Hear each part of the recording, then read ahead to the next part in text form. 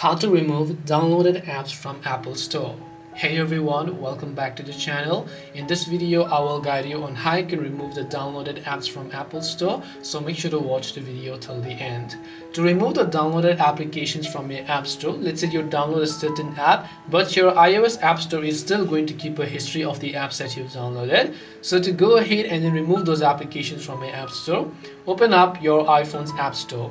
Then tap the profile icon located at the top right hand side of the screen. Then just go to the option here known as purchased and then tap on it. Once you go to purchase, you will be able to see a list of applications that you have purchased and are still currently on your iPhone, or the ones that are not on this iPhone. You can go to not on this iPhone here. To remove this, you can simply swipe right, tap the hide button here to hide that particular app. But to find the ones that are also on your iPhone, you can simply swipe left, tap the hide button to completely hide them. As I repeat, swipe left, tap the hide option to remove the downloaded apps from your App Store. This way you can remove downloaded apps from App Store. Hope this video was very helpful. If you have got any more questions, feel free to leave them down below. Thank you for watching till the end and see you soon in the next video.